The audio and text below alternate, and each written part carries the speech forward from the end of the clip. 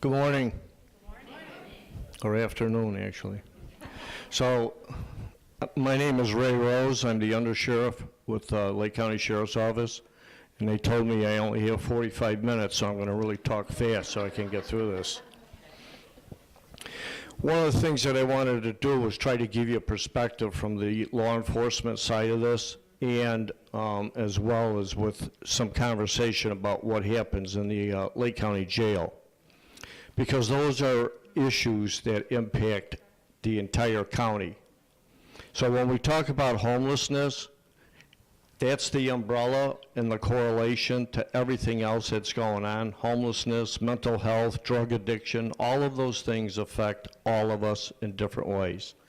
When we started, we ended up having a meeting with a number of service providers, people from the jail, law enforcement, faith-based community, because there were a lot of issues that were going on in the jail that were causing concern.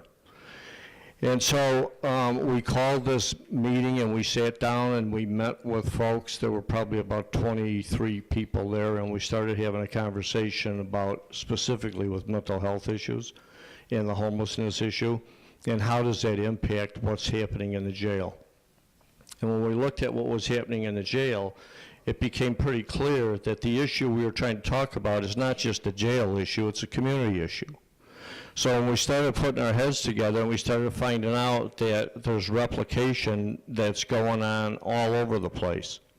And there's not enough conversation about what this group is doing compared to this group, and if we're working together and collaborating, we're going to get better results.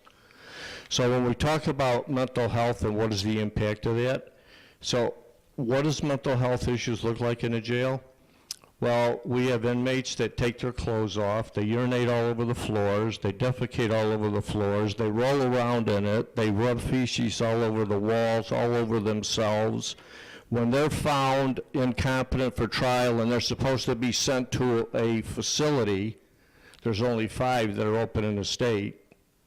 We have to keep them for up to 2 months till we can finally get a bed. And the beds are reserved across the entire state of Illinois. So can someone tell me why those people are in the Lake County Jail? Because I can't figure it out. Not in terms of treatment, not in terms of cost, not in terms of anything that's good for anybody. So we start to look at, we start to have this dialogue, we start to have a discussion about what happens with folks who are there with mental illness, drug addiction, and we have what we started to look at with the top 100 people that are going through the jail, and we started to look at these high utilizers. And out of this 100 folks, we found that 30% of them had been involved with homelessness. 9% had just recently been in a shelter. So when we start looking at where does this problem start, where's this cycle in play, it starts with that first call from somebody in the community that's calling because there's a problem or there's an issue. So the first responders get there, and if it's an issue of someone who's homeless as a result of mental illness or some of the other things, drug addiction, they pick them up, they put them in a squad car, and they drive them over to the Lake County Jail. And then they go to the courthouse. And then when they're in the courthouse, they end up sentence served or whatever.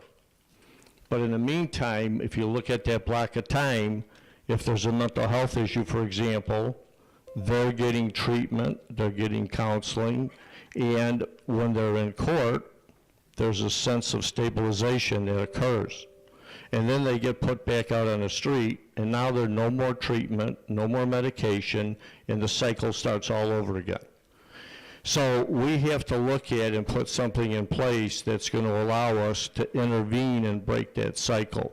So one of the things we're talking about, and the chairman kind of mentioned it, was how do we get to, say, a crisis center or a mobile response, crisis mobile response team.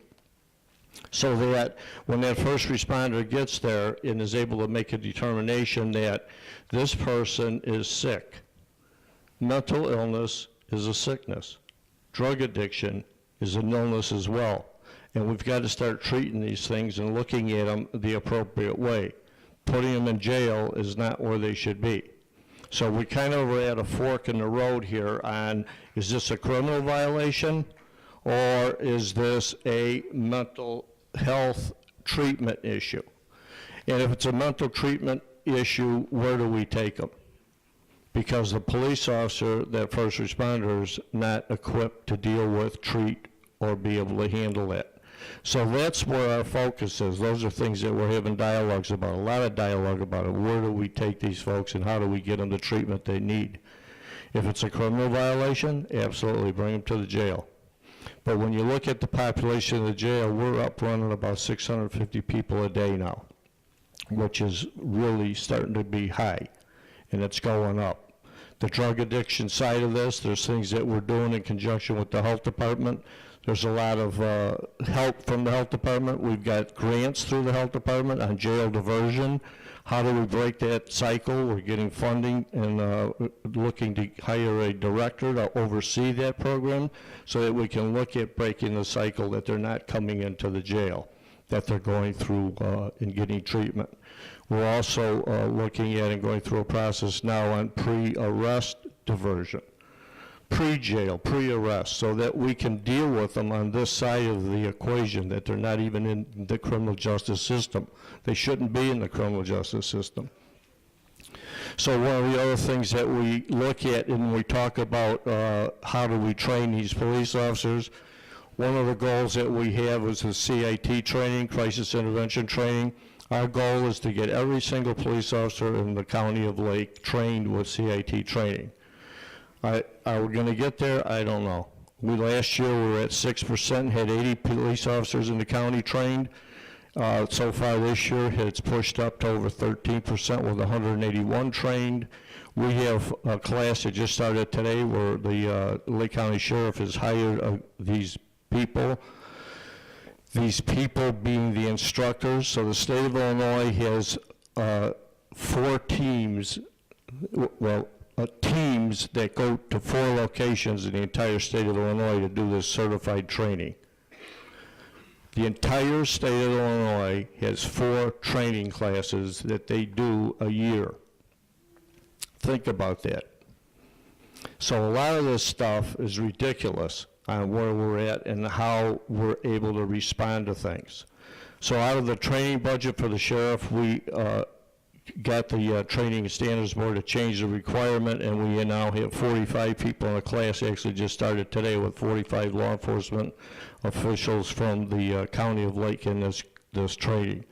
So the training is going on, and what that does is it gives us an ability to have officers who are trained to be able to interact with homeless people, drug addicted people, mental health people, so we get better outcomes. And we're not getting into other problems and creating other issues with these folks. So the training is very significant. There's a lot of things. One of the other things I wanted to mention too, going back to what we were talking about with drug addiction, that's another thing. 18 to 25% of the population in the jail is on psychotropic medications. So when we have a program, we just started August 29th with the Lake County Health Department, where we have gotten slots, if you will, from the health department where we can administer Vivitrol to inmates who are leaving the jail and are heroin addicts or opioid addicted, and that they get the Vivitrol shot in the jail, and then transport takes them straight to the health department where they immediately go into treatment. So when we look at this model, because one of the problems that we see is when people get Vivitrol, for example, or some other medication, they send them out the door, and we've all heard this a number of times today. What are they going to do? They're not going to take the medication, they're not going to stay in treatment because they're going to get sidetracked. The way we've set this and looked at this is that we will be able to take them right to the health department. The health department will come to the jail for and start the discussion and the counseling before they get out. So then they get the shot, then we take them to the health department, and then they continue with the treatment and the medication. So there's a lot of things that are we're involved in. There's a lot of things that are going on, but there's still a lot more that we need to do. So, Jen? I know we don't have questions. I guess I just want to make sure for people who are viewing at home or eventually or in this room that the group of people, he described a lot of behaviors by persons with mental illness, and we have people with mental illness in this room, and it probably is hurtful to hear.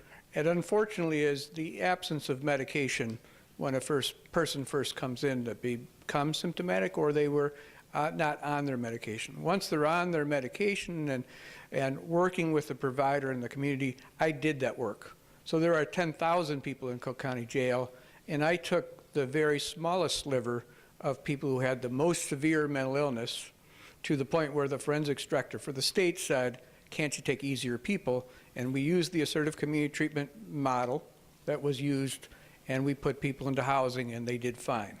So the trick is that the jail is not the place for someone with mental illness. Being locked up with a huge number of people is really difficult, and so the kinds of support that we're talking about is what's needed to move those people and have them remain in there. And I hate using the word those people, but people with severe and persistent mental illness, we want to get them in the community, keep them in the community, and remain in the community, and we need the housing supports of housing authorities and other places. With that, I'm turning it over to my good friend, Steve.